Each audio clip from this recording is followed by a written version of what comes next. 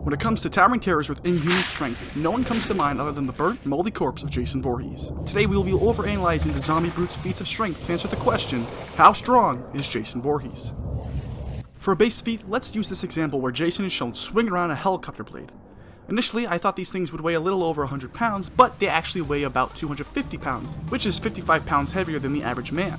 A more impressive feat of strength can be found when Jason lifts a muscle car. Cars like these clock in at around 3,500 pounds. During Jason's first battle with Freddy, he ends up on the back foot and gets crushed by a giant boiler. Comparing Jason's size, the actor playing him here stands 6 foot 5 inches, and using some pixel ratios, we find that the boiler has a diameter of 1,594 millimeters and a length of 2,340 millimeters. Looking through boiler blueprints and charts, a boiler like this can weigh nearly 18,150 pounds. Before being brought to the future, Jason is shown restrained by chains. Assuming the military was using the highest grade chains, that being grade 100 steel alloy, at the thickest said chains can come in, it would have taken a lot of strength to break.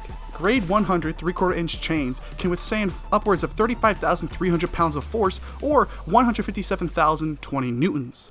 But if we instead assume the military used the thickest chains at a lower grade, those being grade 80 at 1.5 inches, said chains can withstand forces of 72,300 pounds of force or 321,600 newtons. In another comic series, we see Jason burst through a wall. Scaling this wall to Jason and using fan favorite actor Kane Hodder's height of 6'4", we find that this wall measures around 182.8 centimeters high, 94.91 centimeters in width, and 13.85 centimeters in thickness. This gives the wall a total volume of 240,290 cubic centimeters. Assuming that wall is made of oak wood, a material that breaks at 0.148 joules per cubic centimeter, this means Jason would need to produce over 35,500 joules of energy. While we're talking comics, Freddy vs. Jason vs. Ash series, Jason smashes the hood of the Oldsmobile.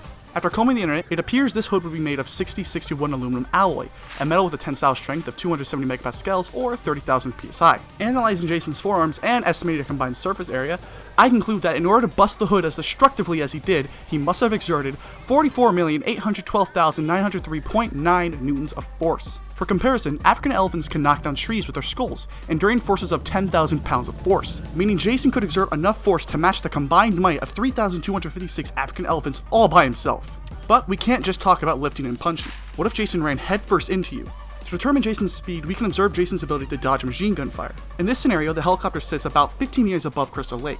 Jason stands 12 meters from where the helicopter is hovering, and the distance between Jason and this playground duck is about 5 meters. Using the Pythagorean theorem to find our hypotenuse, and assuming the machine gun shown here is an M61 Vulcan, a gun with a muzzle velocity of 1,015 meters per second, we can find that Jason would have only had 0.01829 seconds to move. With this in mind, Jason's max velocity is 273.38 meters per second. Assuming a mass of 114 kilograms, seeing as Jason is a big, buffy, strong man, we'll plug these numbers into the formula for kinetic energy, and find that Jason Voorhees would collide into you with 4,259,987.6 joules of energy. Using elephants for another comparison, the African bush elephant, which weighs in at 5,900 kilograms and can shuffle at a brisk speed of 6.7 meters per second, that elephant would hit you with 132,500 joules. This would make a full speed ahead Jason 32 times deadlier than one of the heaviest mammals on Earth. For our last calculation, let's talk about Uber Jason. Instead of calculating how strong this boy is, I'll instead leave you with how much damage this guy can take. At the end of Jason X, he is grabbed by Sergeant Brodsky as they are propelled into Earth 2's atmosphere.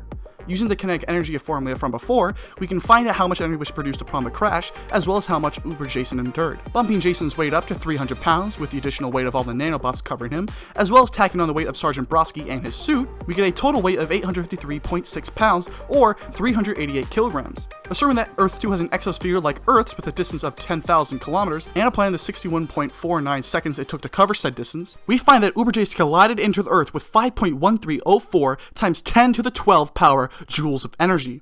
That's like if 1,226 tons of TNT went off in his face! That is both ridiculously durable and the end of the video.